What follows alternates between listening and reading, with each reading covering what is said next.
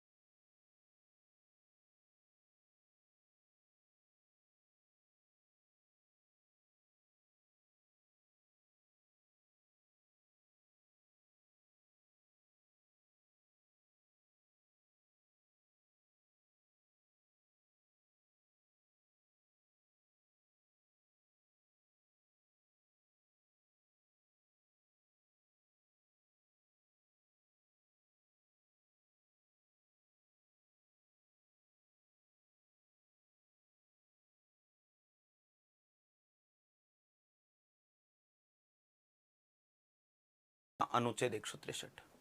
अब सबसे पहली बात तो क्लियर है, ध्यान से सुन लीजिएगा। अनुच्छेद 163 में लिखा हुआ क्या है कि राज्य में राज्यपाल को सलाह व सहायता देने हेतु एक मंत्री परिषद होगी और जिसका मुखिया कौन होगा? मुख्यमंत्री होगा। अब इसका मतलब राज्य की मंत्री परिषद का उल्लेख है आर्टिकल 163 में। सबसे पहली बात तो ये सुन लेना।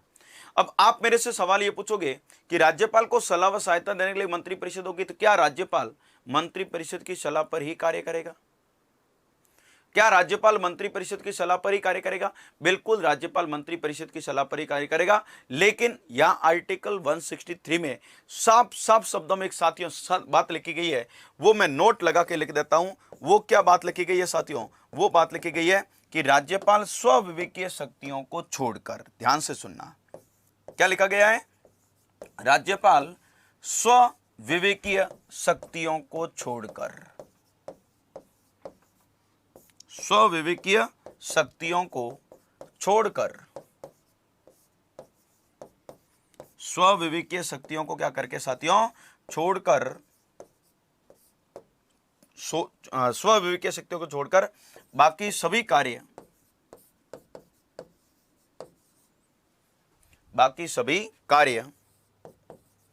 मंत्रिपरिषद की सलाह पर ही करेगा। बाकी सभी कार्य मंत्रिपरिषद की सलाह पर ही करेगा। राज्यपाल स्वविवेकीय शक्तियों को छोड़कर बाकी सभी कार्य किसकी सलाह पर करेगा? मंत्रिपरिषद की सलाह पर करेगा। साथियों, सबसे पहली बात तो आपको बहुत अच्छे से बता देना चाहता हूं, वो जरा ध्यान से सुन लीजिएगा। यहां पर लिखा हुआ क्या है कि राज्यपाल स्वविवेकीय शक्तियों को छोड़कर, इसका मतलब पहली बात तो सुन लेना, आपसे प्रश्न कई बार इस तरीके से भी पूछा जा चुका है कि राज्यपाल की स्वविवेकीय शक्तियों का उल्लेख कौन से आर्टिकल में? आर्टिकल 163 में। राज्यपाल की स्वविवेकीय शक्तियों का उल्लेख कौन से अनुच्छेद में? आर्टिकल 163 में।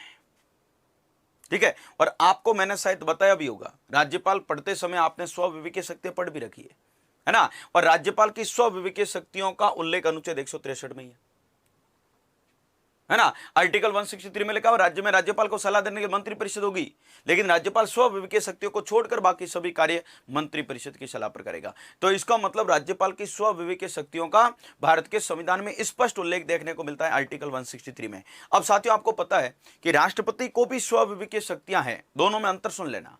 और मैंने राष्ट्रपति पढ़ाते समय और केंद्र की मंत्रिपरिषद पढ़ाते समय कहीं पर भी राष्ट्रपति की स्वविवेकीय शक्तियों का स्पष्ट उल्लेख आपको लिखवाया ही नहीं था और नहीं बताया था। तो दोनों में अंतर यही है कि राष्ट्रपति की स्वविवेकीय शक्तियां हैं और राज्यपाल के पास भी स्वविवेकीय शक्तियां हैं। अंतर यह है कि राष्ट्रपति की स्वविवेकीय शक्तियों का कहीं पर भी कोई स्पष्ट उल्लेख नहीं है। राष्ट्रपति की स्वविवेकीय शक्तियों का कहीं पर भी कोई स्पष्ट उल्लेख नहीं है, लेकिन राज्यपाल की स्वविवेकीय शक्तियों का स्पष्ट उल्लेख है आर्टिकल 163 में। क्लियर? अब स्वविवेकीय शक्तियां होती क्या है वो तो सारी आप राज्यपाल में एक एक करके लिख चुके हो, लेकिन आर्टिकल कौन सा? 163 है। क्लियर? तो राज्यपाल स्वविवेकीय शक्तियों को छोड़कर बाकी सभी कार्य किसकी सलाह पर करेगा साथियों? बाकी सभी कार्य वो मंत्रिपरिषद की सलाह पर करेगा। क्लियर? और अब आपको पता है, एक बात और मैं नोट लगा के लिख देता हूं साथियों, वो ये है कि राज्यपाल मंत्रिपरिषद की सलाह को, ध्यान से सुन लेना दोस्तों, क्या लिख रहा हूं? राज्यपाल मंत्रिपरिषद की सलाह को, राज्यपाल मंत्रिपरिषद की सलाह को, मंत्रिपरिषद की सलाह को एक बार पुनर्विचार हेतु भेज सकता है, पुनर्विचार के लिए भेज सकता है, भेज सकता है। क्लियर? अब राज्यपाल सलाह पर तो काम करेगा, लेकिन राज्यपाल के पास एक शक्ति है कि राज्यपाल मंत्रिपरिषद की सलाह को एक बार पुनर्विचार के लिए भेज सकता है, बाद में सलाह मानना राज्यपाल की क्या हो जाएगी? बाध्यता हो जाएगी। तो टोटली कुल मिलाकर बात आपको आर्टिकल 163 में एक ही याद रखनी, एक राज्य की मंत्रिपरिषद है और आर्टिकल 163 में ही राज्यपाल की स्वविवेकीय शक्तियां भी है। मैंने दोनों में शायद अंतर आपको यह बताया कि राज्यपाल की स्वविवेकीय शक्तियों का स्पष्ट उल्लेख संविधान के आर्टिकल 163 में है और राष्ट्रपति की स्वविवेकीय शक्तियों का स्पष्ट उल्लेख भारत के संविधान में कहीं पर भी देखने को नहीं मिलता है। पहली बात।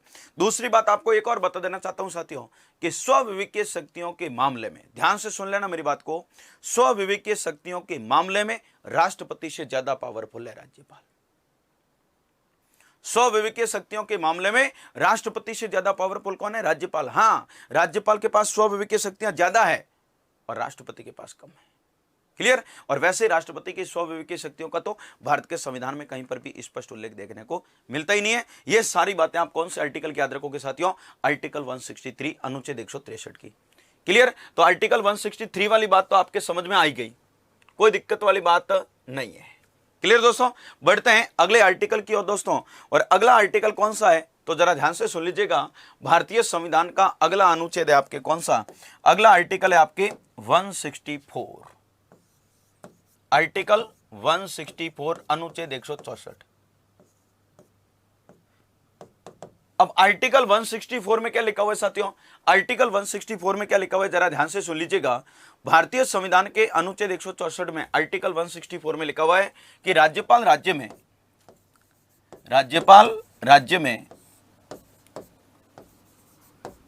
में बहुमत दल के नेता को, बहुमत दल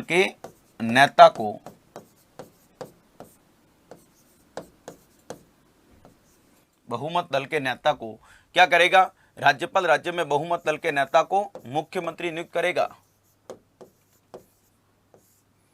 मुख्यमंत्री नियुक्त करेगा। वह मुख्यमंत्री की सिफारिश पर, मुख्यमंत्री की सिफारिश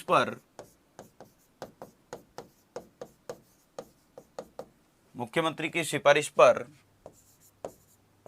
अन्य मंत्रियों की नियुक्ति करेगा।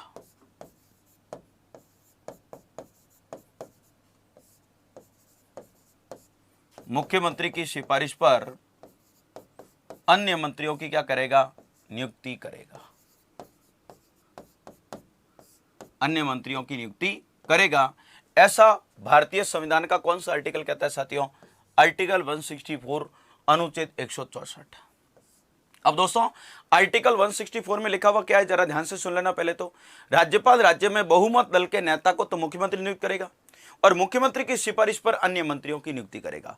इसका मतलब सीधी सीधी पहली बात आप अच्छे से सुन लेना कि आर्टिकल 164 में क्या है, भारतीय संविधान के अनुच्छेद 164 में किसका उल्लेख है, आर्टिकल 164 में मुख्यमंत्री और मंत्रियों की नियुक्ति का उल्लेख है। भारतीय संविधान के अनुच्छेद 164 में किसका उल्लेख है, मुख्यमंत्री और मंत्रियों की नियुक्ति का उल्लेख है। अब मुख्यमंत्री और मंत्रियों की नियुक्ति कौन करेगा, राज्यपाल करेगा। अब पहली बात तो सुन लेना, यहां से प्रश्न मैं दो प्रकार के पूछ लेता हूं आपसे। एक प्रकार का प्रश्न तो साथियों आपके एग्जाम में सीधे सीधा कई बार पूछ लिया जाता है कि राज्य में एक मुख्यमंत्री होगा, एक मुख्यमंत्री होगा, इसका उल्लेख भारत के संविधान के कौन से अनुच्छेद में। ऑप्शन दे दे, आर्टिकल 163, आर्टिकल 164, आर्टिकल 165 और आर्टिकल 166। क्या आंसर करोगे साथियों। प्रश्न है मुख्यमंत्री होगा, इसका प्रावधान कौन से आर्टिकल में। साथियों बहुत अच्छे से याद रख लेना, मुख्यमंत्री होगा ऐसा संविधान का आर्टिकल 163 कहता है। ऐसा भारतीय संविधान का कौन सा अनुच्छेद कहता है, 163। हाँ, मुख्यमंत्री होगा। अरे भैया आपने आर्टिकल 163 में क्या पढ़ा कि राज्य में राज्यपाल को सलाह देने के लिए मंत्री परिषद होगी जिसका जिसका मुख्यमंत्री होगा। तो मुख्यमंत्री होगा वो आर्टिकल 163 बताता है। और आपको प्रश्न अगर ये पूछ ले कि मुख्यमंत्री और मंत्रियों की नियुक्ति का उल्लेख कौन से आर्टिकल में, तो बताना आर्टिकल 164 में। तो दोनों में क्या कर दिया जाता है, कई बार गलत करवा दिया जाता है। क्वेश्चन कैसा पूछकर, मुख्यमंत्री होगा इसका प्रावधान भारतीय संविधान के कौन से अनुच्छेद में। तो साथियों बहुत अच्छे से याद रख लेना, अगर पूछा जा रहा है मुख्यमंत्री होगा तो कभी 164 मत करना, आर्टिकल 163 करना है। और आपसे प्रश्न पूछ ले मुख्यमंत्री की नियुक्ति का प्रावधान कौन से आर्टिकल में, तो आर्टिकल 164 करना। क्लियर, पहली बात। दूसरी बात, आपसे प्रश्न एक और यहां से कई बार पूछ लिया जाता है साथियों, और वो क्या पूछा जाता है, मुख्यमंत्री होता है। ध्यान से सुन लेना प्रश्न कैसे उठ रहे हैं, मैं साथ साथ चर्चा कर रहा हूं। मुख्यमंत्री होता है निर्वाचित, मनोनीत, चयनित, नियुक्त। अब आपके सामने लाइनें लिखी हुई है, मुख्यमंत्री क्या होता है, मैंने कहा राज्यपाल राज्य में बहुमत दल के नेता को मुख्यमंत्री नियुक्त करेगा। क्या करेगा, मुख्यमंत्री नियुक्त करेगा। हां ठीक है, इसका मतलब मुख्यमंत्री के रूप में क्या होता है, नियुक्त होता है। आपसे कई बार प्रश्न पूछ लिया जाता है ऐसा प्रधानमंत्री और मुख्यमंत्री के बारे में, दोनों में। तो प्रधानमंत्री भी प्रधानमंत्री के रूप में नियुक्त होता है, मैंने आपको प्रधानमंत्री पढ़ाते समय बोला था, और मुख्यमंत्री पढ़ाते समय बोल रहा हूं कि मुख्यमंत्री भी मुख्यमंत्री के रूप में क्या होता है, नियुक्त होता है। कभी भी निर्वाचित, चयनित, मनोनीत मत कर लेना। क्लियर, कोई दिक्कत नहीं है। अब देखिएगा यहां पर एक नई बात जोड़ने की आवश्यकता पड़ी, और वैसे मैंने उस बात का आपको राज्यपाल के पढ़ाते समय भी हमने उस बात पर चर्चा की थी। वो बात क्या है कि अपने भारत के संविधान के अनुच्छेद 164 में पहले तो केवल यह लिखा कि राज्यपाल राज्य में बहुमत दल के नेता को तो मुख्यमंत्री नियुक्त करेगा, और मुख्यमंत्री की सिफारिश पर अन्य मंत्रियों की क्या करेगा, नियुक्ति करेगा। मुख्यमंत्री की सिफारिश पर किसकी नियुक्ति करेगा? अन्य मंत्रियों की नियुक्ति करेगा, ऐसा प्रावधान आर्टिकल 164 में। मुख्यमंत्री की सिफारिश पर अन्य मंत्रियों की नियुक्ति करेगा, है ना। लेकिन अब अन्य मंत्री कौन सी कैटेगरी के किस राज्य में होंगे, इसका कोई, जैसे राजस्थान में आपको पता है कि अन्य मंत्री कितने एससी के, कितने ओबीसी के, कितने जनरल के, ऐसा कोई प्रावधान नहीं है। अब अन्य मंत्री बनाएगा, अब अन्य मंत्री किसी भी कैटेगरी के बना सकता है राजस्थान में तो। लेकिन साथियों यहां पर एक प्रावधान डाला गया, वो आप बहुत अच्छे से याद रख लेना, है ना। यहां पर लिखा तो सही कि राज्यपाल मुख्यमंत्री की सिफारिश पर अन्य मंत्रियों की नियुक्ति करेगा, लेकिन अनुच्छेद 164 में ही एक दूसरी बात जो लिखी गई, वो क्या लिखी गई साथियों, नोट लगा के लिख रहा हूं, वो ये है कि राज्यपाल अनिवार्य रूप से, आर्टिकल 164 में दूसरी बात क्या लिखी, राज्यपाल अनिवार्य रूप से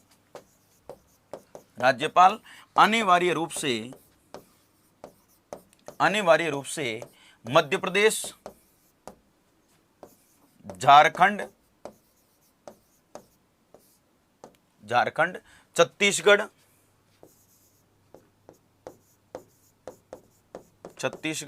व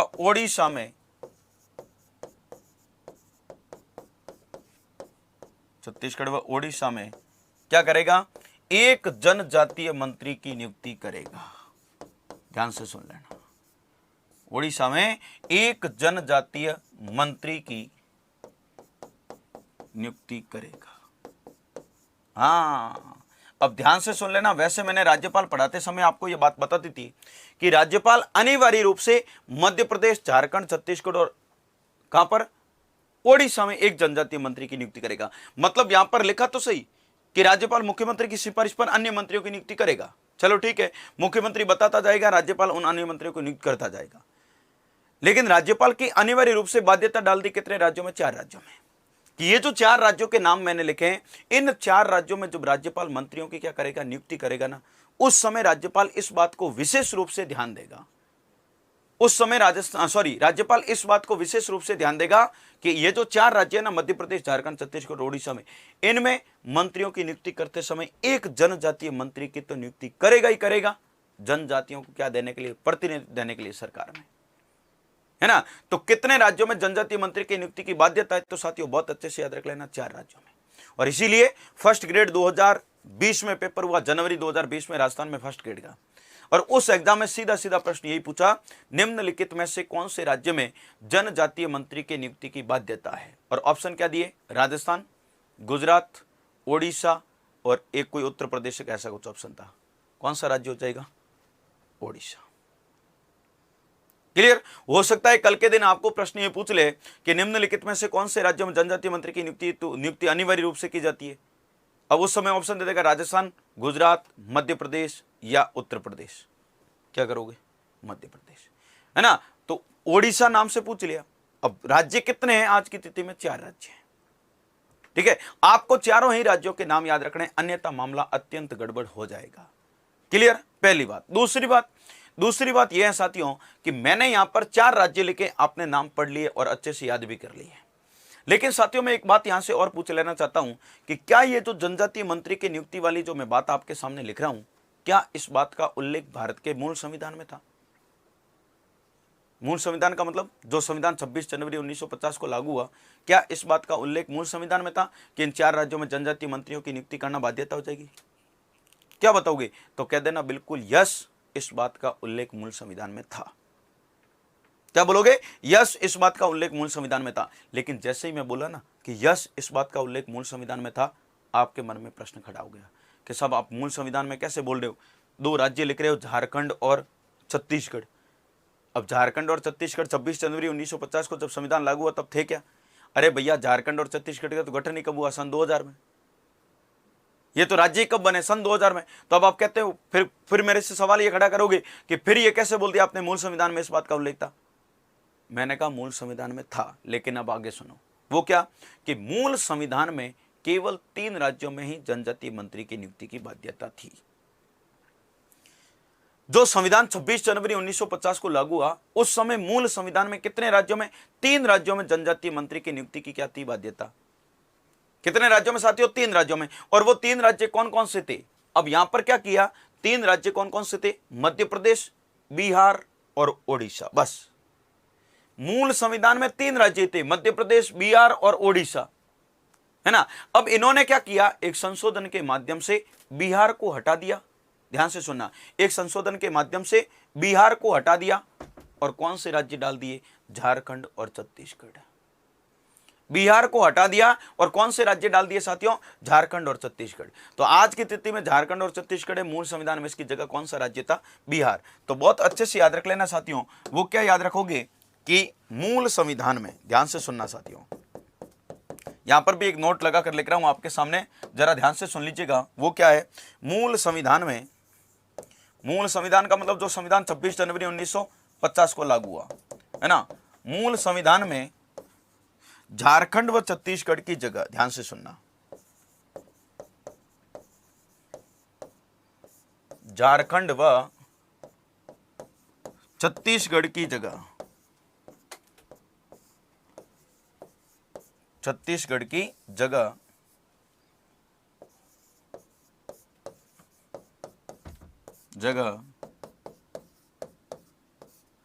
बिहार राज्य का उल्लेख था।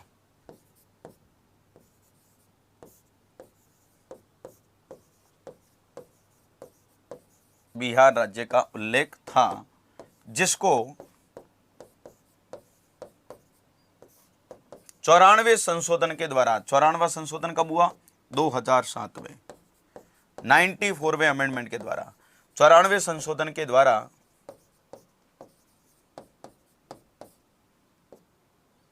हटाया गया। 94वें संशोधन के द्वारा क्या किया गया साथियों, हटाया गया।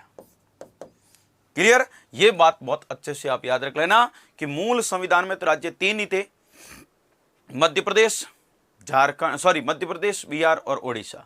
अब 94वां संशोधन हुआ 2007 में और 94वें संशोधन के द्वारा इन्होंने क्या किया, बिहार को तो हटा दिया और कितने राज्य डाल दिए, 2। कौन कौन से, झारखंड और छत्तीसगढ़। तो आज की स्थिति में आपसे पूछ ले राज्य कितने हैं दोस्तों, आज की स्थिति में राज्य हैं कितने, आज की स्थिति में राज्य हैं आपके 4 और मूल में कितने थे, 3। क्लियर, ये बात बहुत अच्छे से याद रख लेना क्योंकि जनजातीय मंत्रियों की नियुक्ति वाली बात अनिवार्य रूप से पूछी ही जाती है, पहली बात। दूसरी बात अब एक और याद रखना अच्छे से, वो क्या याद रखना कि यहां पर भी एक और नई बात जोड़ने की आवश्यकता पड़ी। और नई बात जोड़ने की आवश्यकता क्यों पड़ी साथियों, क्योंकि मूल संविधान में अनुच्छेद 164 में क्या लिखा जा रहा है, जरा ध्यान से सुनना मेरी बात को। मूल संविधान में आर्टिकल 164 में लिखा जा रहा है कि राज्यपाल राज्य में बहुमत दल के नेता को तो मुख्यमंत्री नियुक्त करेगा और मुख्यमंत्री की सिफारिश पर अन्य मंत्रियों की नियुक्ति करेगा। अब मूल संविधान में केवल इतना ही लिखा कि मुख्यमंत्री की सिफारिश पर अन्य मंत्रियों की नियुक्ति करेगा, बस। मुख्यमंत्री की सिफारिश पर अन्य मंत्रियों की नियुक्ति करेगा, ऐसा प्रावधान अनुच्छेद 164 में कर दिया। लेकिन यह नहीं लिखा था मूल संविधान में कि अन्य मंत्री कितने बनाएगा, अन्य मंत्री अधिकतम कितने बनाएगा, अन्य मंत्री न्यूनतम कितने बनाएगा। इस प्रावधान का भारत के मूल संविधान में कोई उल्लेख नहीं था। भारत के मूल संविधान में केवल एक ही प्रावधान था कि मुख्यमंत्री की सिफारिश पर राज्यपाल अन्य मंत्रियों की नियुक्ति करेगा। अब अन्य मंत्रियों अधिकतम कितने होंगे, न्यूनतम कितने होंगे, इसका कोई निश्चित आंकड़ा तय नहीं किया। तो अब इन्होंने आगे जाकर क्या किया, आगे जाकर यहां पर अब आपको पता है कि मूल संविधान में तो इसका कोई प्रावधान था, आज की स्थिति में प्रावधान है कि नहीं है, वर्तमान में प्रावधान है कि नहीं है, तो कह देना बिल्कुल यस है। और कब के बाद, तो यहां पर भी एक नया संविधान संशोधन करना पड़ा साथियों, ध्यान से सुन लेना, है ना। वो भी मैं आपके सामने नोट लगा कर लिख रहा हूं, वो जरा ध्यान से सुनना कि यहां पर एक संविधान संशोधन किया 91वां, और 91वां संविधान संशोधन कब हुआ, 2003 में। 91वें संविधान संशोधन के द्वारा, 91वें संविधान संशोधन के द्वारा आर्टिकल 164(1) में, ध्यान से सुनना साथियों, 91वें संविधान संशोधन के द्वारा भारतीय संविधान के अनुच्छेद 164(1) में, आर्टिकल 164(1) में, है ना, अनुच्छेद 164(1) में क्या कहा, आर्टिकल 164(1) में कहा कि राज्यपाल राज्य में, राज्य की मंत्री परिषद में, राज्यपाल राज्य की मंत्री परिषद में, राज्य की मंत्री परिषद में अधिकतम मंत्री, ध्यान से सुनना दोस्तों, क्या लिखा, अधिकतम मंत्री, अधिकतम विधानसभा की कुल सदस्य संख्या का, विधानसभा की कुल सदस्य संख्या का 15% बना सकता है। मंत्री परिषद में अधिकतम मंत्री कितने होंगे, विधानसभा की कुल सदस्य संख्या का 15% व न्यूनतम 12 मंत्री बना सकता है। यह आंकड़ा तय कर दिया 91वें संविधान संशोधन के द्वारा। तो 91वें संविधान संशोधन के द्वारा लिखते हुए क्या बोला कि राज्य की मंत्रिपरिषद में राज्यपाल अधिकतम कितने, विधानसभा की कुल सदस्य संख्या का 15% मंत्री बना सकता है और न्यूनतम कितने बनाएगा, 12। तो अधिकतम विधानसभा की कुल सदस्य संख्या का 15%, न्यूनतम 12, तो 15% और 12 के बीच कितने भी मंत्री बनाए जा सकते हैं, ऐसा प्रावधान कर दिया। कौन से संशोधन के द्वारा, 91वें संशोधन। और 91वां संशोधन कब हुआ, अनुच्छेद 164(1) में। तो आर्टिकल 164(1) में साथियों क्या किया, मंत्रिपरिषद का आकार निश्चित किया और आकार निश्चित करते हुए बोला कि अधिकतम मंत्री तो इतने हो सकते हैं, न्यूनतम इतने हो सकते हैं। तो अब मैं बात राजस्थान की कर लूं आपके सामने कि राजस्थान में अधिकतम और न्यूनतम कितने हो सकते हैं। भाई अधिकतम तो यहां पर लिख दिया विधानसभा की कुल सदस्य संख्या का 15%, न्यूनतम 12। अब न्यूनतम तो राजस्थान में 12 होंगे, लेकिन अधिकतम कितने होंगे। तो साथियों अच्छे से याद रख लेना, मैं राजस्थान की आपके सामने बात कर लूं तो ध्यान रख लेना, नोट लगा कर लिख रहा हूं यहां पर भी। राजस्थान में अधिकतम मंत्री कितने, राजस्थान में अधिकतम मंत्री विधानसभा की कुल सदस्य संख्या का कितना, 15%। अब राजस्थान की विधानसभा मेंबर कितने बताओ, 500, सॉरी राजस्थान की विधानसभा अधिकतम 500 हो सकते हैं, लेकिन राजस्थान में कितने, 200। 200 का 15% कितने होंगे, तो राजस्थान में अधिकतम 30। मुख्यमंत्री सहित लिख देता हूं, राजस्थान में अधिकतम मुख्यमंत्री सहित कितने, 30, है ना, यानी कि 29 + 1। और न्यूनतम कितने, मुख्यमंत्री सहित 12। न्यूनतम कितने, मुख्यमंत्री सहित 12। क्लियर, ये बात बहुत अच्छे से याद रख लेना राजस्थान की। तो ये प्रावधान करना पड़ा 91वें संशोधन के द्वारा, संविधान में जोड़ना पड़ा अनुच्छेद 164(1) में। और ऐसा प्रावधान क्यों जोड़ना पड़ा साथियों, क्योंकि मूल में केवल इतना ही लिखा था कि राज्यपाल राज्य में मुख्यमंत्री की सिफारिश पर अन्य मंत्रियों की नियुक्ति करेगा। अब अन्य मंत्री कितने होंगे, ऐसा कोई प्रावधान नहीं किया गया, और इसीलिए बाद में आपको पता है कि ऐसा संविधान संशोधन करना पड़ा 91वां। और आर्टिकल 164(1) में, अनुच्छेद 164(1) में राज्य की मंत्रिपरिषद का आकार निश्चित करते हुए अधिकतम और न्यूनतम दोनों ही प्रावधान करने पड़े। क्लियर, ये बातें आप सारी की सारी अनुच्छेद 164 आर्टिकल 164 की याद रखना। ठीक है, तो आर्टिकल 163 और 164 की बातें समझ में आई, पहले ये बातें लिखिएगा, फिर हम आगे बढ़ते हैं, अगले आर्टिकल पर चर्चा करेंगे। तो साथियों सबसे पहले तो हेडिंग लगा दीजिएगा, मुख्यमंत्री व मंत्री परिषद। हेडिंग लगा दो टॉपिक की, मुख्यमंत्री व मंत्री परिषद।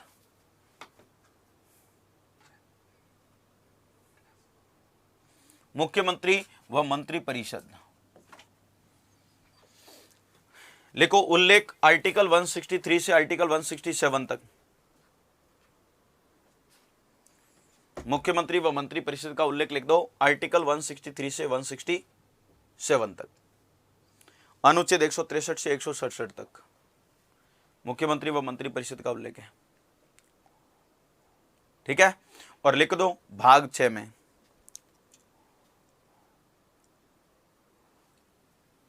मुख्यमंत्री व मंत्री परिषद का उल्लेख अनुच्छेद 163 से 167 और भाग 6 में। भाग 6 में। क्लियर, ये याद रखना। फिर सबसे पहले लिखो आप आर्टिकल 163 अनुच्छेद 163।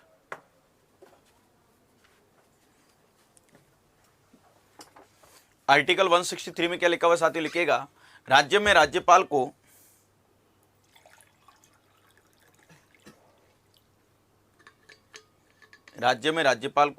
सलाह व सहायता देने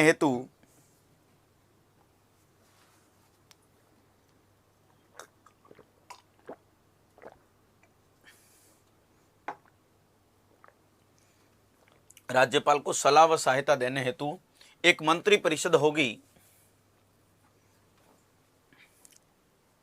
एक मंत्री परिषद होगी जिसका मुखिया मुख्यमंत्री होगा।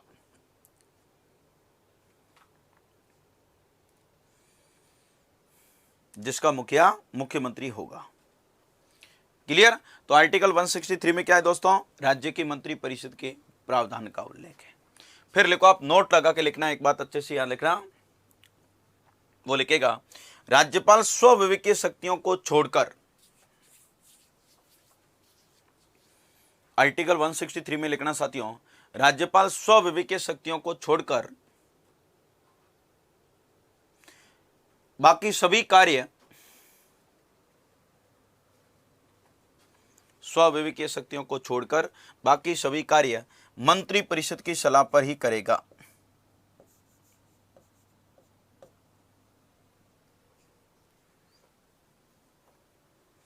बाकी सभी कार्य मंत्री परिषद की सलाह पर ही करेगा। ठीक है, हाँ, केवल किसको छोड़कर? स्वविवेकीय। तो इसका मतलब राज्यपाल की स्वविवेकीय शक्तियों का स्पष्ट उल्लेख देखने को मिलता है भारत के संविधान के आर्टिकल 163 में। क्लियर? और फिर एक और नोट लगा के लिख दीजिएगा, वो अच्छे से लिख देना। राज्यपाल मंत्री परिषद की सलाह को, राज्यपाल मंत्री परिषद की सलाह को एक बार पुनर्विचार के लिए भेज सकता है।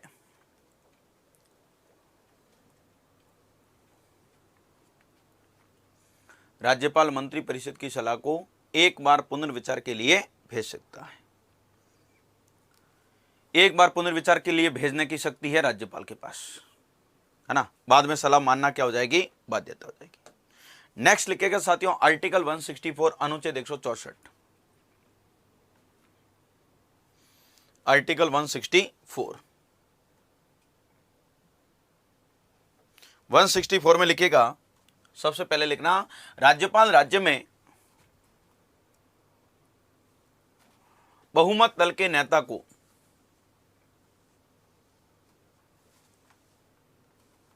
राज्यपाल राज्य में बहुमत दल के नेता को मुख्यमंत्री नियुक्त करेगा। बहुमत दल के नेता को मुख्यमंत्री नियुक्त करेगा। वह मुख्यमंत्री की सिफारिश पर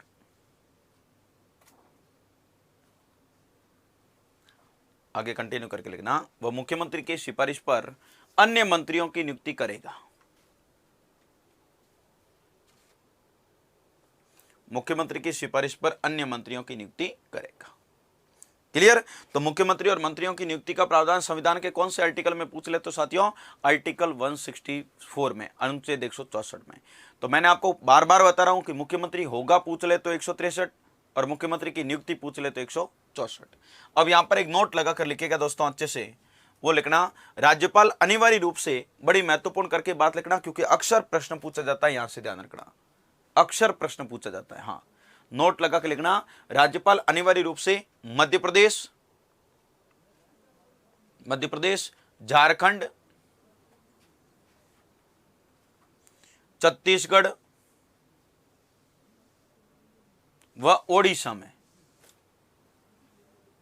मध्य प्रदेश, झारखंड, छत्तीसगढ़ व ओडिशा में एक जनजातीय मंत्री की नियुक्ति करेगा। एक जनजातीय मंत्री की नियुक्ति करेगा। क्लियर? तो जनजातीय मंत्रियों की नियुक्ति की बाध्यता कितने राज्यों में? तो 4 राज्यों में, नाम याद रखना। लेकिन मैंने अभी आपको बताया कि क्या इस बात का उल्लेख मूल में था? तो कह देना मूल संविधान में था। लेकिन था क्या? मूल संविधान में थोड़ा सा अंतर था। वो क्या था? मूल संविधान में झारखंड और छत्तीसगढ़ की जगह राज्य था बिहार, और बिहार को बाद में हटाकर 94वें संशोधन के द्वारा 2 राज्य डाल दिए, झारखंड और छत्तीसगढ़। तो ये भी बात आप नोट लगा के लिख देना। वो लिखना, मूल संविधान में झारखंड व छत्तीसगढ़ की जगह, मूल संविधान में झारखंड व छत्तीसगढ़ की जगह, झारखंड व छत्तीसगढ़ की जगह बिहार राज्य का उल्लेख था।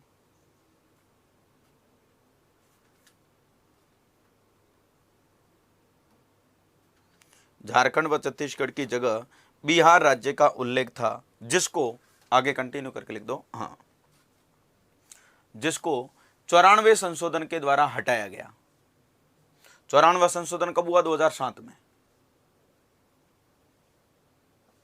झारखंड व छत्तीसगढ़ की जगह बिहार राज्य का उल्लेख था, जिसको 94वें संशोधन के द्वारा क्या कर दिया साथियों? हटाया गया। 94वें संशोधन के द्वारा हटाया गया। क्लियर? फिर अगली बात लिखेगा, एक और नोट लगा के, वो लिखेगा, और ये नोट लगा के क्यों लिखेगा? क्योंकि मूल संविधान में तो केवल इतना सा बात लिखी हुई थी। क्या लिखी थी? कि राज्यपाल मुख्यमंत्री नियुक्त करेगा और मुख्यमंत्री की सिफारिश पर अन्य मंत्रियों की नियुक्ति करेगा। अब अन्य मंत्री अधिकतम न्यूनतम कितने होंगे, ऐसा कोई भारत के संविधान में मूल में कोई प्रावधान ही नहीं था, इसीलिए बाद में संशोधन करना पड़ा। कौन सा? 91वां। तो नोट लगा के लिखना, 91वें संशोधन के द्वारा। 91वां संशोधन कब हुआ? 2003 में अटल बिहारी वाजपेयी की सरकार के द्वारा किया गया था, ध्यान रख लेना। 91वें संशोधन के द्वारा अनुच्छेद 164(1) में, आर्टिकल 164(1) में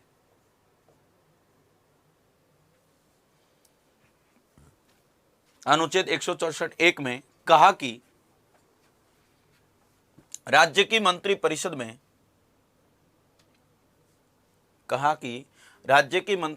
में, अधिकतम मंत्री,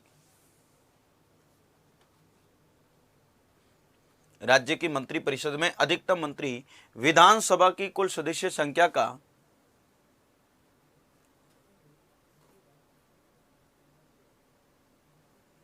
राज्य की मंत्रिपरिषद में अधिकतम मंत्री विधानसभा की कुल सदस्य संख्या का 15% हो सकते हैं।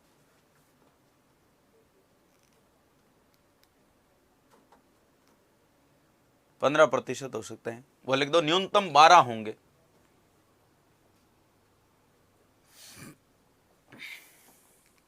न्यूनतम कितने होंगे? 12। तो ये अधिकतम 15%, तो न्यूनतम 12, इसके बीच कितने बनाए जा सकते हैं। तो आप राजस्थान की बात पूछ लेंगे, राजस्थान में अधिकतम कितने हो सकते हैं, तो ये भी लिख दीजिएगा, अलग से नोट लगा कर लिखना। राजस्थान में अधिकतम मुख्यमंत्री सहित 30, मुख्यमंत्री सहित 30 यानी कि 29+1। हाँ, राजस्थान में अधिकतम मुख्यमंत्री सहित 30 व न्यूनतम, लिख दो, व न्यूनतम मुख्यमंत्री सहित 12 यानी 11+1। ऐसा ही 2016 के पेपर में यहां से प्रश्न पूछा जा चुका है आपको राजस्थान में, क्या कि राजस्थान में न्यूनतम मंत्री कितने बनाए जा सकते हैं। ऑप्शन क्या दे दिए? 11+1, 12+1, 13+1, ऐसे कुछ ऑप्शन दे दिए। तो राजस्थान में न्यूनतम 11+1 होंगे, 12+1 मत करना, क्योंकि मैं मुख्यमंत्री सहित 12 आपको बता रहा हूं। क्लियर दोस्तों, ये बातें आप आर्टिकल 164 की याद रखना। तो 163 और 164 की बातें तो समझ में आ गई। अब नेक्स्ट आगे बढ़ते हैं और मैं बात करता हूं आर्टिकल 165 की। आर्टिकल 165 की बात करूं उससे पहले आपको पता है कि भारतीय संविधान के आर्टिकल 165 में किस बात का उल्लेख है साथियों? भारतीय संविधान के आर्टिकल 165 अनुच्छेद 165 में किसका उल्लेख है? आर्टिकल 165 में महाधिवक्ता का उल्लेख है। किसका उल्लेख है? महाधिवक्ता का उल्लेख है, एडवोकेट जनरल का उल्लेख है। तो अच्छे से सुन लेना, महाधिवक्ता के बारे में मैं सारी बातें आपको यहीं पर बता देता हूं। महाधिवक्ता पूरा टॉपिक यहीं पर पढ़ा रहा हूं साथियों, फिर वापस महाधिवक्ता नहीं पढ़ाऊंगा, पहले तो सुन लेना महाधिवक्ता के बारे में। पहली बात तो आपके सामने लिख रहा हूं कि महाधिवक्ता का उल्लेख भारतीय संविधान के कौन से अनुच्छेद में साथियों? आर्टिकल 165 में है। और आर्टिकल 165 में वैसे लिखा क्या जा रहा है? आर्टिकल 165 में लिखा जा रहा है कि भाई राज्यपाल राज्य की सरकार को, ध्यान से सुन लेना, राज्यपाल राज्य की सरकार को कानूनी मामलों में सलाह देने के लिए किसकी नियुक्ति करेगा? महाधिवक्ता की नियुक्ति करेगा, एडवोकेट जनरल की नियुक्ति करेगा। जैसे आपने केंद्र में महान्यायवादी पढ़ा था साथियों, ध्यान से सुनना, जैसे केंद्र में आपने महान्यायवादी पढ़ा था, वैसे राज्यों में कौन होता है? महाधिवक्ता होता है। जो केंद्र में काम महान्यायवादी का होता है, वो राज्यों में काम किसका होता है? महाधिवक्ता का। तो पहली बात तो आपके समझ में आई, महाधिवक्ता का उल्लेख अनुच्छेद 165 में। अब दूसरी बात, महाधिवक्ता के बारे में धीरे धीरे करके सारी बातें सुन लीजिएगा। हाँ, वो क्या है? महाधिवक्ता की नियुक्ति कौन करता है? महाधिवक्ता की पहली बात आपके सामने लिख रहा हूं, महाधिवक्ता की नियुक्ति किसके द्वारा की जाती है? सीधी सीधी बातें लिख रहा हूं, आप ध्यान से सुन लेना। महाधिवक्ता की नियुक्ति अभी मैंने बोला आपके सामने राज्यपाल के द्वारा की जाती है। महाधिवक्ता की नियुक्ति किसके द्वारा की जाती है? राज्यपाल के द्वारा। अब राज्यपाल अपने स्वविवेक से नियुक्ति नहीं करेगा, ध्यान से सुनना, स्वविवेक से नियुक्ति नहीं करेगा, तो राज्य के मंत्रिपरिषद की सिफारिश पर, राज्य के मंत्रिपरिषद की सिफारिश पर महाधिवक्ता की नियुक्ति करेगा। फिर आपसे एक प्रश्न पूछ लूं मैं साथियों, वो क्या पूछ लूं कि महाधिवक्ता कैसे व्यक्ति को बनाया जाएगा? महाधिवक्ता की योग्यताएं क्या होगी? महाधिवक्ता की नियुक्ति तो राज्यपाल करेगा, लेकिन राज्यपाल महाधिवक्ता कैसे व्यक्ति को बनाएगा? उसकी क्या क्वालिफिकेशन क्या होनी चाहिए, योग्यता क्या होनी चाहिए? तो साथियों अच्छे से सुन लेना, उसकी योग्यता में एक ही लाइन लिखी रहती है। महाधिवक्ता की योग्यता में केवल एक लाइन लिखी रहती है, और वो एक लाइन क्या है दोस्तों? वो एक लाइन है क्या? हाईकोर्ट के अन्य न्यायाधीश के समान योग्यता रखता हो। ध्यान से सुनना, महाधिवक्ता कैसे व्यक्ति को नियुक्त किया जाएगा? जो हाईकोर्ट के अन्य न्यायाधीश के समान क्या रखता हो? योग्यता रखता हो, ऐसे व्यक्ति को महाधिवक्ता नियुक्त किया जा सकता है। अब हाईकोर्ट के अन्य न्यायाधीश के समान योग्यता रखता हो, बस योग्यता में इतना ही लिखा गया है। तो साथियों ध्यान से सुन लेना, हाईकोर्ट के अन्य न्यायाधीश के समान तो योग्यता रखता है, चलो ठीक है, लेकिन आपको एक बात अच्छे से और पूछ लेना चाहता हूं कि आप मेरे से सवाल, जैसे ही मैंने यहां पर लिखा ना कि हाईकोर्ट के अन्य न्यायाधीश के समान योग्यता रखता हो, ठीक है, तो आपके मन में एक प्रश्न उत्पन्न हुआ, हाईकोर्ट का अन्य न्यायाधीश बनने के लिए योग्यता क्या है? हाईकोर्ट का न्यायाधीश बनने के लिए योग्यता क्या है वो भी बता दो। वैसे हम हाईकोर्ट पढ़ेंगे साथियों, राज्य की न्यायपालिका पढ़ेंगे ना, अभी तो राज्य की कार्यपालिका पढ़ रहे हैं, राज्य की न्यायपालिका पढ़ेंगे तब हाईकोर्ट की विस्तृत बात करेंगे, वहां पर मैं एक एक योग्यता लिखवाऊंगा आपको। लेकिन अभी आपके मन में उत्सुकता है योग्यताओं को जानने के लिए, तो सुन लीजिएगा, वर्बली मैं बोल रहा हूं कि क्या हाईकोर्ट के न्यायाधीश की योग्यता होती है। पहली योग्यता तो साथियों आपको पता है, भारत का नागरिक होना चाहिए। पहली योग्यता क्या, भारत का क्या होना चाहिए, नागरिक। नंबर दूसरी योग्यता क्या है साथियों, नंबर दूसरी योग्यता है वह व्यक्ति कम से कम 10 वर्ष तक, ध्यान से सुनना, वह व्यक्ति कम से कम 10 वर्ष तक राज्य न्यायिक सेवा के अधिकारी के रूप में काम कर चुका। अगर भारत का नागरिक है और कम से कम 10 वर्षों तक राज्य न्यायिक सेवा के अधिकारी के रूप में कार्य किया है तो हाईकोर्ट का अन्य न्यायाधीश बन सकता है। अब राज्य न्यायिक सेवा के अधिकारी का मतलब क्या हुआ, जैसे राजस्थान में राज्य न्यायिक सेवा अधिकारी, न्यायिक सेवा क्या है, RGS, Rajasthan judicial service, Uttar Pradesh में यूजीएस, बिहार में बीजीएस, है ना। तो राज्य न्यायिक सेवा के अधिकारी के रूप में 10 वर्ष तक काम किया, भारत का नागरिक है तो हाईकोर्ट का न्यायाधीश बन सकता है। और एक और सुविधा है कि ये राज्य न्यायिक सेवा के अधिकारी वाली योग्यता पूरी नहीं होती, दूसरी क्या है, वह किसी भी उच्च न्यायालय व अधीनस्थ न्यायालय में कम से कम 10 वर्ष तक एडवोकेट के रूप में काम कर चुका हो, मतलब 10 वर्ष वकालत कर चुका हो। अगर उसको 10 वर्ष तक वकालत का अनुभव है और भारत का नागरिक है तो हाईकोर्ट का न्यायाधीश बनाया जा सकता है। तो ये योग्यता हाईकोर्ट के न्यायाधीश की। अन्य में 2 योग्यता, एक तो 10 वर्ष तक राज्य न्यायिक सेवा का अधिकारी के रूप में काम कर चुका हो, है ना, न्यायिक सेवा अधिकारी के रूप में, और दूसरा 10 वर्ष तक वकालत कर चुका हो। तो ऐसी योग्यता रखने वाले व्यक्ति को हाईकोर्ट का न्यायाधीश बनाया जा सकता है। तो ऐसी योग्यता रखने वाले व्यक्ति को महाधिवक्ता भी बनाया जा सकता है। क्लियर, योग्यता। फिर महाधिवक्ता का जो सर्वाधिक सवाल पूछा जाता है वो पूछा जाता है महाधिवक्ता के कार्यकाल का, टेन्योर का। और साथियों आपको बता देना चाहता हूं, ये सवाल राजस्थान में पिछले कॉलेज लेक्चरर का एग्जाम हुआ था 2016 में, है ना, और उस पिछले कॉलेज लेक्चरर के एग्जाम जीके वाले फर्स्ट पेपर में यही जो प्रश्न पूछा कि महाधिवक्ता का कार्यकाल क्या होता है। साथियों अगर महान्यायवादी आपने अच्छे से पढ़ रखा है ना तो महाधिवक्ता बिल्कुल अच्छे समझ में आ रहा होगा। महाधिवक्ता का कार्यकाल क्या होगा साथियों, तो आपको अच्छे से याद रख लेना है कि महाधिवक्ता का कार्यकाल होता है राज्यपाल के प्रसाद पर्यंत। हाँ, महाधिवक्ता का कार्यकाल क्या होता है दोस्तों, राज्यपाल के प्रसाद पर्यंत। अब राज्यपाल के प्रसाद पर्यंत का मतलब समझ रहे हो ना, जब तक राज्यपाल चाहेगा, अर्थात जब तक राज्यपाल की इच्छा होगी तभी तक महाधिवक्ता अपने पद पर रहेगा। और इच्छा खत्म हुई तो उससे क्या मांग लिया जाएगा, त्याग पत्र मांग लिया जाएगा। उससे क्या मांग लिया जाएगा दोस्तों, त्याग पत्र मांग लिया जाएगा। और त्याग पत्र मांग लिया तो महाधिवक्ता अपना त्याग पत्र किसको दे देगा, राज्यपाल को। क्लियर।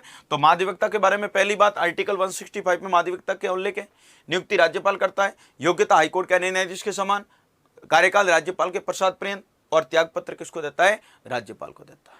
क्लियर, ये सारी बातें अब ध्यान से सुन लीजिएगा दोस्तों। वो क्या है, वो ये है कि अगर आपसे प्रश्न को ये पूछ ले कि महाधिवक्ता का काम क्या होता है, महाधिवक्ता की नियुक्ति की क्यों जाती है, क्या रीजन है, महाधिवक्ता का कार्य क्या होता है, तो साथियों अच्छे से सुन लेना। इस महाधिवक्ता के कार्य लिख रहा हूं मैं।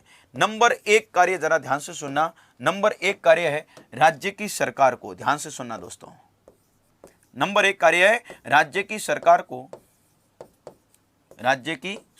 को कानूनी मामलों में क्या देना, सलाह देना। राज्य की सरकार को कानूनी मामलों में क्या देना, सलाह देना, अर्थात राज्य की सरकार का कानूनी सलाहकार होता है, राज्य की सरकार का विधिक सलाहकार होता है कौन, महाधिवक्ता। और नंबर दूसरा कार्य क्या हो जाएगा साथियों, नंबर दूसरा कार्य होगा राज्य सरकार का क्या करना, राज्य की सरकार का विभिन्न न्यायालयों में, ध्यान से सुनना साथियों, राज्य की सरकार का विभिन्न न्यायालयों में क्या करना, पक्ष पेश करना। राज्य की सरकार का विभिन्न न्यायालयों में क्या करना दोस्तों, पक्ष पेश करना। किसका कार्य मान लिया जाएगा, राज्य, इस महाधिवक्ता का। इसका मतलब यह हुआ पहला काम, राज्य की सरकार को कानूनी मामलों में सलाह देना। कानूनी पेच फंसता है, कानूनी अड़चन उत्पन्न होती है, तब राज्य की सरकार किसके से सहायता लेती है, महाधिवक्ता के। और दूसरा काम महाधिवक्ता का मैंने क्या लिखवाया, राज्य की सरकार का विभिन्न न्यायालयों में पक्ष पेश करना। इसका अर्थ क्या हुआ कि राज्य की सरकार के खिलाफ जब कोई मामला, जैसे मान लीजिएगा राजस्थान सरकार कल के दिन कोई काम करे और वो काम मेरे को बुरा लगे, मैं मेरे वकील के माध्यम से उस काम के खिलाफ न्यायालय में चला जाऊं।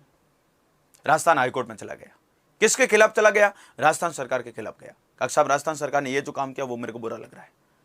अब मैं तो राजस्थान सरकार के खिलाफ गया, तो मैं तो मेरा पक्ष रखूंगा। मेरा कौन रखेगा पक्ष, मेरा खुद का वकील रखेगा। मैंने तो मेरा वकील किया पक्ष रखने के लिए। अब मैं किसके खिलाफ गया हूं, राजस्थान सरकार के खिलाफ, तो राजस्थान सरकार को भी तो अपना न्यायालय में पक्ष पेश करने के लिए आना पड़ेगा। बिल्कुल, तो राजस्थान सरकार का पक्ष पेश करने के लिए कौन आएगा, महाधिवक्ता। इसीलिए दूसरा कार्य आपने क्या लिखा, राज्य की सरकार का विभिन्न न्यायालयों में पक्ष पेश करना। इसलिए मैं एज ए कह सकता हूं, ये एज ए राज्य की सरकार का वकील होता है। ये एज ए राज्य की सरकार का क्या होता है दोस्तों, वकील होता है। राज्य की सरकार के वकील के रूप में काम करता है। क्लियर, ये बात याद रखना। और इसीलिए ध्यान से सुन लेना दोस्तों, इसीलिए नोट लगा कर लिख रहा हूं कि महाधिवक्ता को, इसीलिए महाधिवक्ता को राज्य का सर्वोच्च विधि अधिकारी कहा जाता है, सुप्रीम लॉ ऑफिसर। हां, राज्य का सर्वोच्च विधि अधिकारी कहा जाता है।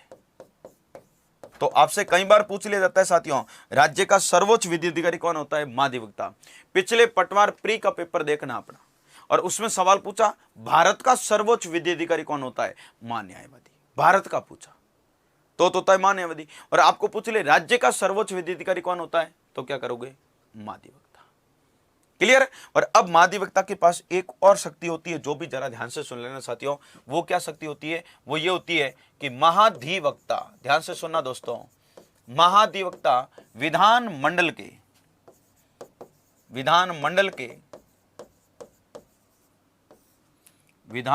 के दोनों ही सदनों की बैठकों में,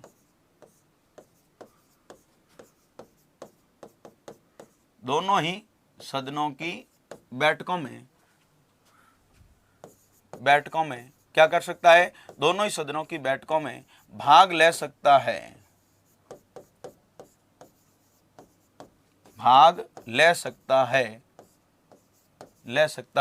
लेकिन ध्यान से सुनना, लेकिन मत का प्रयोग नहीं कर सकता है, मत का प्रयोग नहीं कर सकता है। ध्यान से सुन लेना, यह महाधिवक्ता के पास पावर होता है। ध्यान से सुनना कि महाधिवक्ता विधानमंडल के दोनों ही सदनों की बैठकों में भाग ले सकता है। अब विधानमंडल के दोनों ही सदन कौन कौन से, विधानसभा और विधान परिषद। ठीक है, विधानमंडल के दोनों ही सदन है, उन दोनों ही सदनों की बैठकों में क्या कर सकता है, भाग ले सकता है। लेकिन क्या नहीं कर सकता दोस्तों, मैंने लिखा मत का प्रयोग है जो नहीं कर सकता है।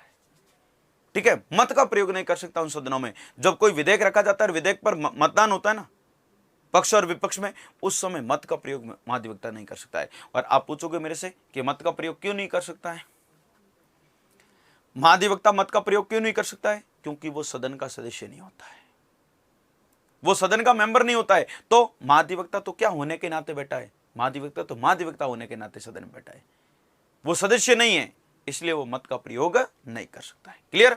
और अब महाधिवक्ता के बारे में एक और बात याद रखना साथियों, वो भी मैं नोट लगा कर लिख देता हूं। इसको किसके समकक्ष दर्जा प्राप्त होता है, वो भी ध्यान से सुन लेना। महाधिवक्ता को किसके समकक्ष दर्जा प्राप्त होता है साथियों, महाधिवक्ता को हाईकोर्ट के अन्य न्यायाधीश के समान। ध्यान से सुनना, महाधिवक्ता को हाईकोर्ट के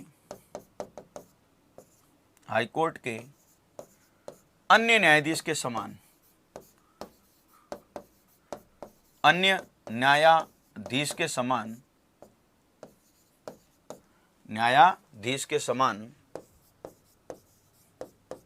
क्या होता है, दर्जा प्राप्त होता है। हाँ, अन्य न्यायाधीश के समान क्या प्राप्त होता है साथियों, दर्जा प्राप्त होता है। क्लियर।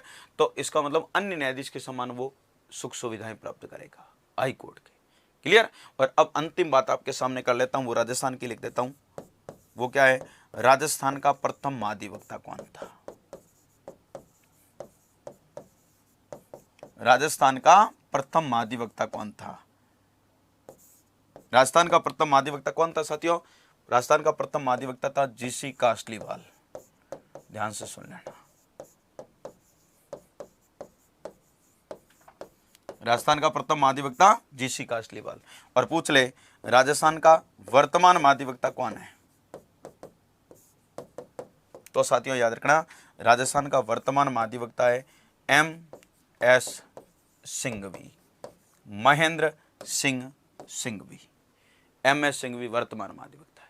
तो ये सारी बातें आप किसकी ध्यान रखोगे? एडवोकेट जनरल की, अर्थात महाधिवक्ता की। क्लियर दोस्तों? तो महाधिवक्ता के बारे में सारी बातें मैंने एक एक करके बता दी है।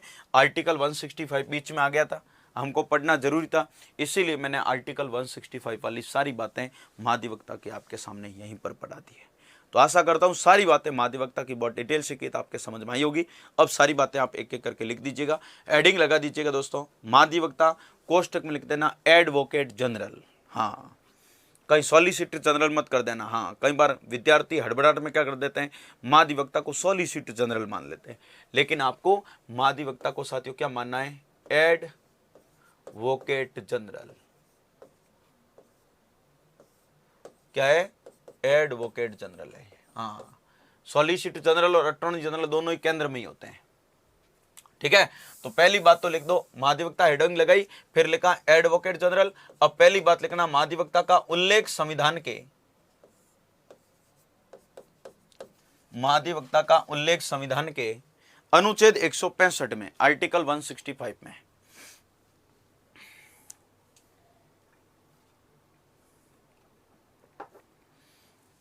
उल्लेख आर्टिकल 165 में, 165 में। फिर लिखो अगली बात लिखना, महाधिवक्ता की नियुक्ति राज्यपाल के द्वारा की जाती है। लिखना नियुक्ति राज्यपाल के द्वारा। फिर लिखो महाधिवक्ता की योग्यताएं, क्वालिफिकेशन। योग्यताएं लिखो, हाईकोर्ट के अन्य न्यायाधीश के समान योग्यता रखता हो।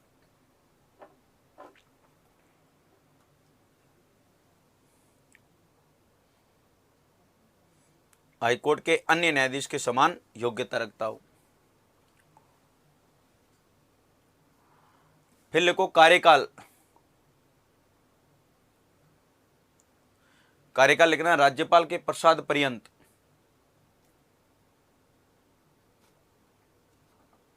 राज्यपाल के प्रसाद पर्यंत।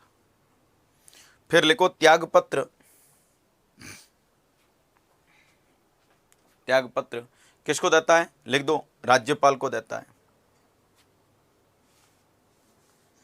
त्यागपत्र राज्यपाल को देता है। फिर लिखो महाधिवक्ता के कार्य, काम क्या होते हैं? कार्य, कार्यों में नंबर 1 लिखिएगा। कार्यों में नंबर 1 लिखना, राज्य की सरकार को कानूनी मामलों में सलाह देना। राज्य सरकार को कानूनी मामलों में क्या देना? सलाह देना। कानूनी मामलों में सलाह देना। नंबर दूसरा कार्य लिखेगा, नंबर दूसरा कार्य लिखना है दोस्तों, राज्य की सरकार का विभिन्न न्यायालयों में पक्ष पेश करना।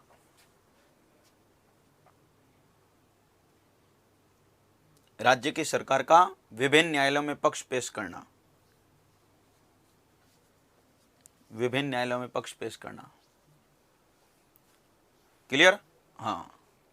फिर एक नोट लगा के लिखना, महाधिवक्ता राज्य का सर्वोच्च विधि अधिकारी होता है, सुप्रीम लॉ ऑफिसर। महाधिवक्ता को राज्य का सर्वोच्च विधि अधिकारी कहा जाता है या सर्वोच्च विधि अधिकारी होता है। क्लियर? फिर एक नोट लगाकर अगली बात और लिखो, वो भी लिखना, बड़ी महत्वपूर्ण करके लिखना, ये अक्सर पूछी जाती है, यह बात याद रखना। लिखो महाधिवक्ता विधानमंडल के, महाधिवक्ता विधानमंडल के दोनों ही सदनों की बैठकों में, दोनों ही सदनों की बैठकों में भाग ले सकता है, भाग ले सकता है, लेकिन मत का प्रयोग नहीं कर सकता है। भाग ले सकता है लेकिन मत का प्रयोग नहीं कर सकता है। तो यहां से प्रश्न कैसा पूछा जाता है आपको पता होगा। प्रश्न पूछा जाता है निम्नलिखित में से कौन सा पदाधिकारी जो विधानमंडल का सदस्य नहीं होते हुए भी विधानमंडल की बैठकों में भाग लेता है। ऑप्शन दे देगा हाईकोर्ट का मुख्य न्यायाधीश, नंबर 2 मुख्य सचिव, नंबर 3 महाधिवक्ता और नंबर 4 ऑप्शन उपयुक्त में से कोई नहीं भी दे सकता है। तो आपको आंसर क्या करना है, महाधिवक्ता, है ना। मुख्य सचिव मंत्री परिषद की बैठकों में भाग लेता है, विधानमंडल की बैठकों में भाग नहीं लेता है, ये याद रखना बहुत महत्वपूर्ण बात है। हाँ ठीक है ना। और हाईकोर्ट का मुख्य न्यायाधीश तो भाग ले ही नहीं सकता है कहीं पर भी। तो महाधिवक्ता विधानमंडल का मेंबर नहीं होते भी विधानमंडल के सदनों की बैठकों में भाग ले सकता है, लेकिन आप आगे आपने लिख दिया होगा भाग ले सकता है लेकिन मत का प्रयोग नहीं कर सकता है। और मत का प्रयोग क्यों नहीं कर सकता है साथियों, बता देना, वो संबंधित सदन का मेंबर नहीं होता है, वो तो महाधिवक्ता होने के नाते बैठता है। क्लियर। अब एक नोट लगा कर लिख दो, वो लिख दो महाधिवक्ता को हाईकोर्ट के अन्य न्यायाधीश के समान दर्जा प्राप्त होता है। यह दर्जे वाला सवाल भी कई बार पूछ लिया जाता है साथियों, अच्छे से याद रख लेना। महाधिवक्ता को हाईकोर्ट के अन्य न्यायाधीश के समान दर्जा प्राप्त होता है, दर्जा प्राप्त होता है, हाईकोर्ट के अन्य न्यायाधीश के समान दर्जा प्राप्त होता है। और अंतिम बात लिखो महाधिवक्ता की, वो लिखो राजस्थान का प्रथम महाधिवक्ता,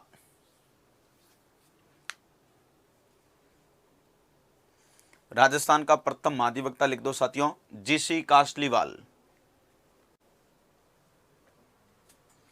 राजस्थान का प्रथम महाधिवक्ता लिख दो जीसी कासलीवाल। और लिख दो राजस्थान का वर्तमान महाधिवक्ता MS सिंघवी, महेंद्र सिंह सिंघवी।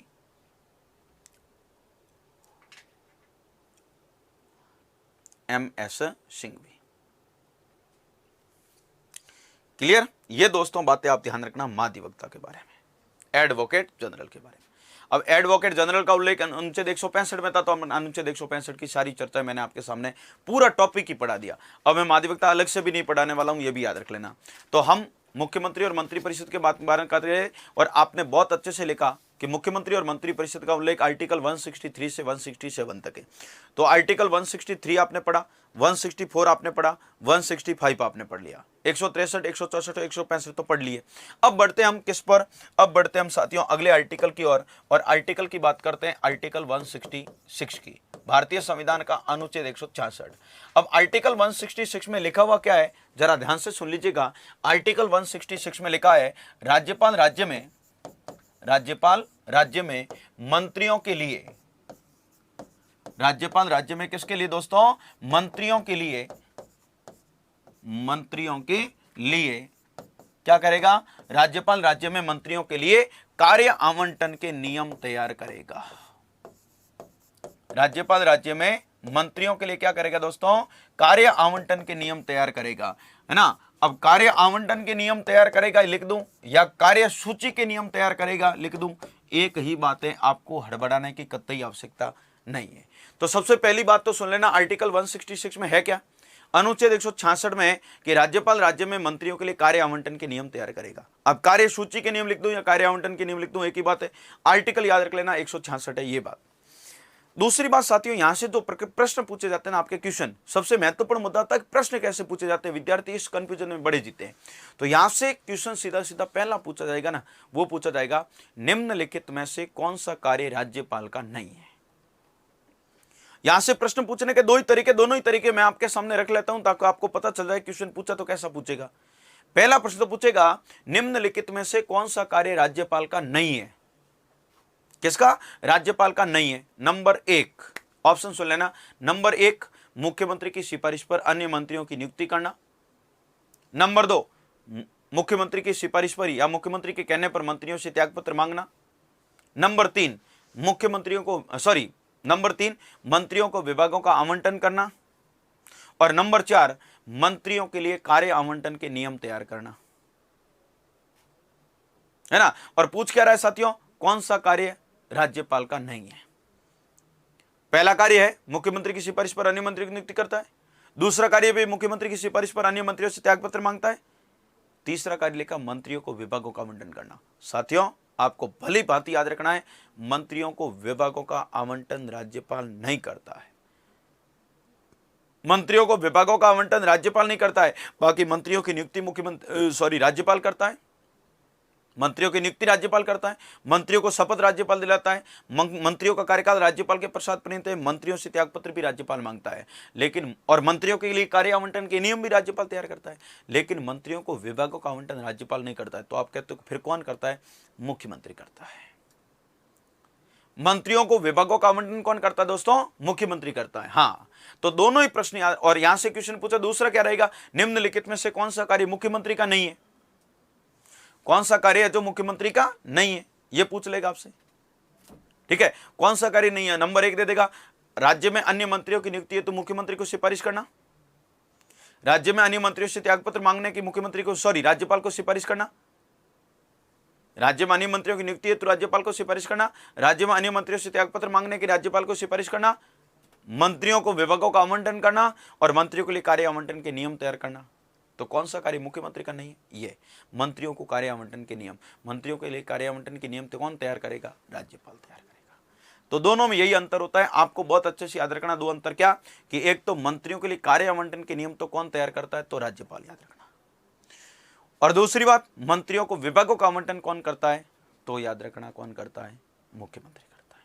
क्लियर दोस्तों, ये बात याद रखना। और अब भारतीय संविधान का आर्टिकल 167, आर्टिकल 167 में क्या लिखा हुआ साथियों? आर्टिकल 167 अत्यंत महत्वपूर्ण और सबसे ज्यादा पूछा जाने वाला आर्टिकल है। और आर्टिकल 167 में क्या है?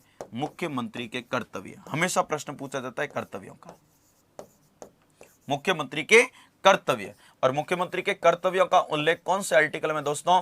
आर्टिकल 167 में, अनुच्छेद 167 में। तो पहली बात तो सुन लेना, आर्टिकल 167 में है क्या? मुख्यमंत्री के कर्तव्य है। क्लियर? अब कर्तव्यों का ही क्वेश्चन पूछा जाता है। जैसे पिछली बार फर्स्ट ग्रेड 2016 के जीके वाले पेपर की बात करूं तो प्रधानमंत्री के कर्तव्य का आर्टिकल पूछा था। तो दोनों के कर्तव्य का आर्टिकल थोड़ा ज्यादा पूछा जाता है, प्रधानमंत्री हो चाहे मुख्यमंत्री हो। ठीक है, तो प्रधानमंत्री के कर्तव्य तो आपने पढ़ ली होंगे प्रधानमंत्री मंत्रिपरिषद में 78 में, अनुच्छेद 78 में। लेकिन मुख्यमंत्री के कर्तव्य को लेकर कौन से आर्टिकल में? 167 में।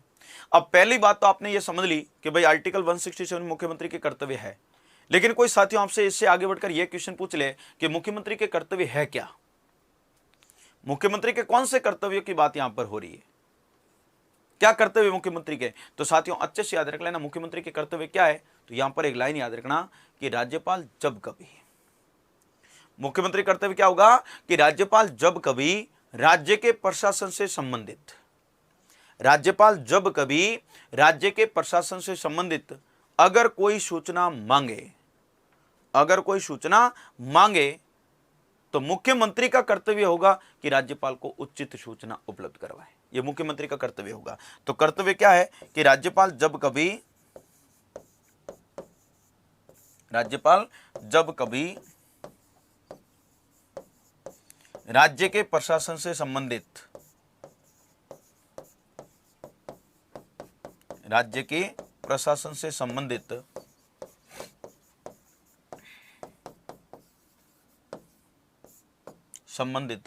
कोई भी सूचना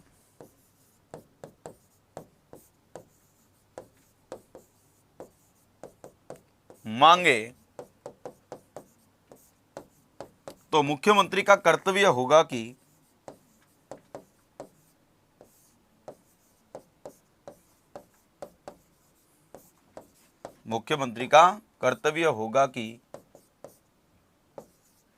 उचित सूचना उपलब्ध करवाएं।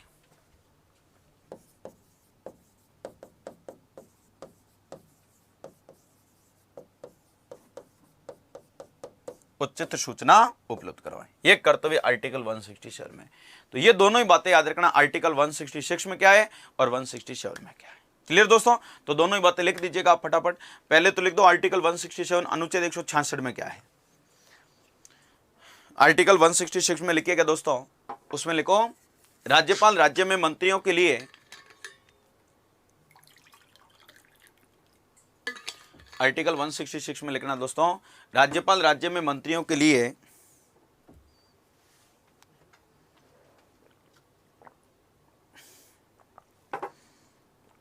कार्य आवंटन के नियम तैयार करेगा।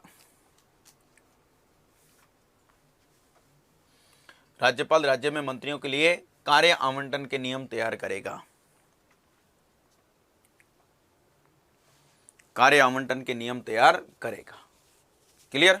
और फिर अंतिम आर्टिकल लिखो, वो लिखो आर्टिकल 167 अनुच्छेद 167, महत्वपूर्ण करके लिखना, पूछने की पूरी संभावना रहती है यहां से। लिखो आर्टिकल 167 में मुख्यमंत्री के कर्तव्य, मुख्यमंत्री के कर्तव्य। अब मुख्यमंत्री के कर्तव्य क्या है, तो नीचे आपके लाइन लिखी हुई है, वो लिख दीजिएगा आप। मुख्यमंत्री के कर्तव्य के बारे में मैंने नीचे एक लाइन लिख दी, वो लिख दो। राज्यपाल जब कभी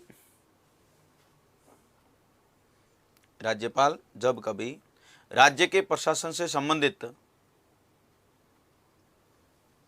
जब कभी राज्य के प्रशासन से संबंधित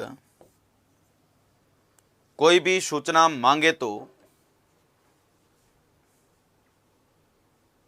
राज्य के प्रशासन से संबंधित कोई भी सूचना मांगे तो मुख्यमंत्री का कर्तव्य होगा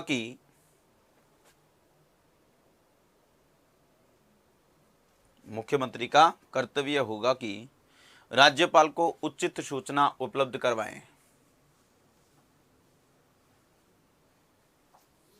राज्यपाल को उचित सूचना उपलब्ध करवाएं। क्लियर। ये मुख्यमंत्री के कर्तव्य की बात है। तो साथियों, आप मुख्यमंत्री और मंत्री परिषद की चर्चा कर रहे हो, और मुख्यमंत्री और मंत्री परिषद के बारे में आपने स्पष्ट रूप से उल्लेख लिखा कि मुख्यमंत्री और मंत्री परिषद का उल्लेख संविधान के कौन से आर्टिकल में, आर्टिकल 163 से आर्टिकल 167 तक है। तो भारतीय संविधान के अनुच्छेद इनके बारे में क्या बातें कहते हैं, वो तो मैंने आपके सामने सारी बातें कर ली है कि आर्टिकल 163 से 167 तक किन किन बातों का प्रावधान है, सारी बातें बड़ी डिटेल से कर दी है। अब मुख्यमंत्री के कुछ कार्य हैं महत्वपूर्ण, उनको फटाफट जैसे जैसे मैं बोल रहा हूं वैसे वैसे आप लिख दीजिएगा मुख्यमंत्री के कार्य, फिर आर्टिकल और कार्यों के बारे में सारी चर्चा हम पूरी कर लेते हैं। तो नेक्स्ट हेडिंग आप लगा दीजिएगा, साथ ही लगा दीजिएगा, इसमें समझाने लायक कोई बात नहीं है ना। हाँ, आप लिख दीजिएगा हेडिंग, वो लिख दो साथियों। क्या लिखोगे, वो लिखोगे मुख्यमंत्री के कार्य। हेडिंग लगा दो दोस्तों, मुख्यमंत्री के कार्य, मुख्यमंत्री के कार्य। कई बार प्रश्न पूछ लिया जाता है कौन सा कार्य मुख्यमंत्री का नहीं है, इसलिए यह भी लिख देना आप। मुख्यमंत्री के कार्यों में नंबर 1 बात लिखेगा दोस्तों, वो लिखेगा राज्य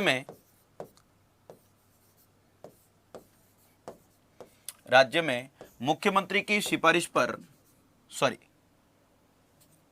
राज्य में मुख्यमंत्री कार्य लिख रहे हो, हाँ, राज्य में राज्यपाल को, मुख्यमंत्री की सिफारिश पर नहीं, राज्य में राज्यपाल को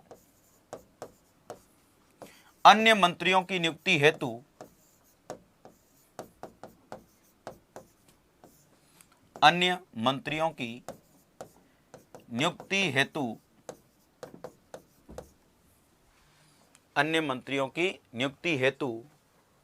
क्या करना, अन्य मंत्रियों की नियुक्ति हेतु सिफारिश करना।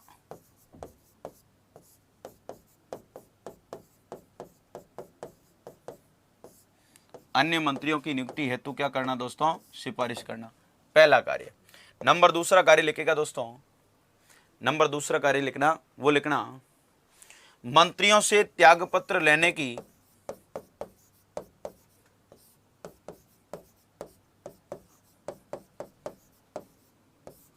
त्यागपत्र मांगने की या लेने की, कुछ भी लिख दो, मांगने की राज्यपाल को सिफारिश करना।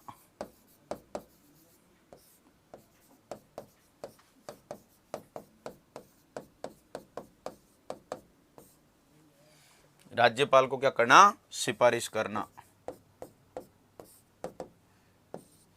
ठीक है।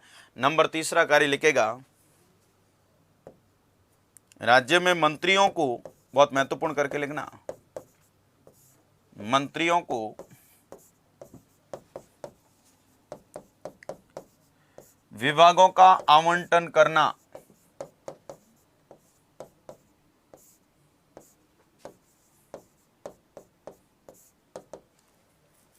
मंत्रियों को विभागों का क्या करना, आवंटन करना।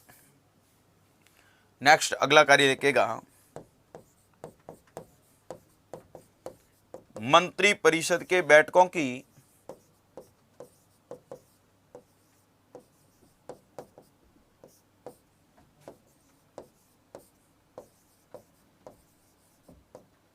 मंत्री परिषद के बैठकों की अध्यक्षता करना,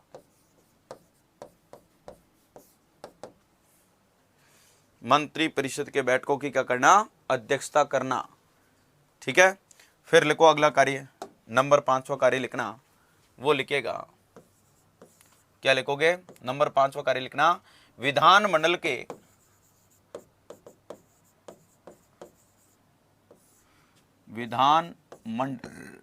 के सत्रों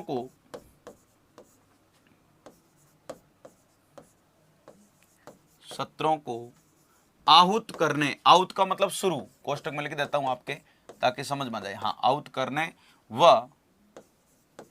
आहूत का मतलब शुरू करने, आहूत करने व सत्रावसान करने की, सत्रावसान के कोष्टक में लिख देना समाप्त,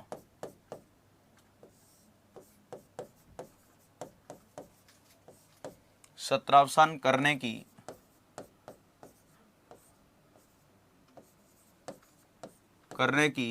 सिफारिश करना,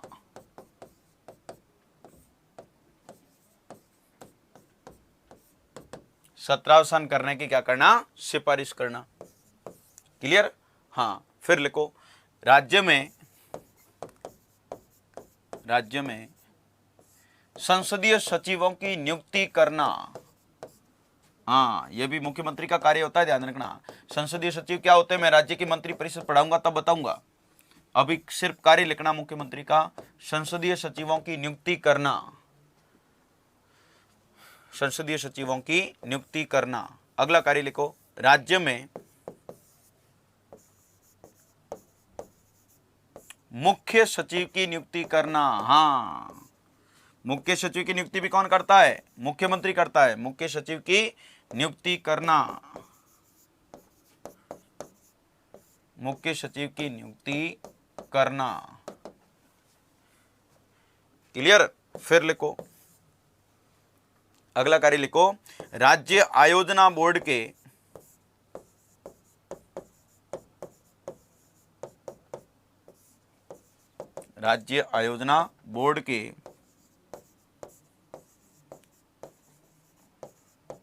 अध्यक्ष के रूप में कार्य करना।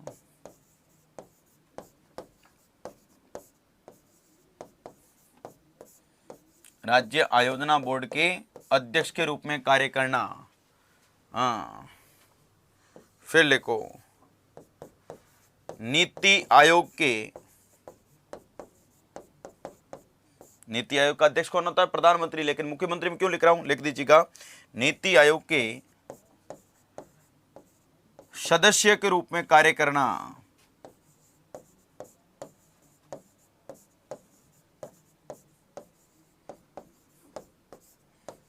सदस्य के रूप में कार्य करना। तो नीति आयोग का अध्यक्ष भारत का प्रधानमंत्री होता है। नीति आयोग की गवर्निंग काउंसिल होती है, आपको पता है, और नीति आयोग की गवर्निंग काउंसिल में सारे के सारे कौन होते हैं, मुख्यमंत्री शामिल होते हैं। तो मुख्यमंत्री भी नीति आयोग के एक सदस्य के रूप में क्या करता है साथियों, कार्य करता है। तो नीति आयोग का अध्यक्ष तो प्रधानमंत्री होता है, लेकिन नीति आयोग का मेंबर होता है मुख्यमंत्री, सदस्य के रूप में मुख्यमंत्री कार्य करता है। और उसी तरीके से जैसे नीति आयोग केंद्र में योजनाओं का निर्माण करने के लिए सुझाव देता है, उसी तरीके से राज्य में योजनाओं का करना, गठन, निर्माण, सुझाव संबंधी जो गठन किया जाता है वो राज्य आयोजना बोर्ड का किया जाता है। और राज्य आयोजना बोर्ड का अध्यक्ष कौन होता है, उस राज्य का मुख्यमंत्री होता है। क्लियर। और अब अंतिम कार्य लिख दीजिएगा साथियों, वो लिख दीजिएगा, हाँ, अंतिम कार्य लिखवा रहा हूं आपको, अंतिम कार्य लिख दीजिएगा, वो लिखना साथियों कि राज्य में नागरिकों के कल्याण हेतु, राज्य में नागरिकों के कल्याण हेतु, राज्य में नागरिकों के कल्याण हेतु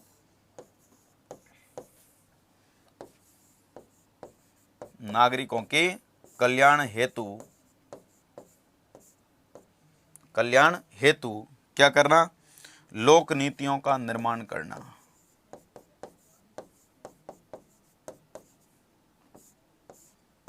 लोक नीतियों का निर्माण करना।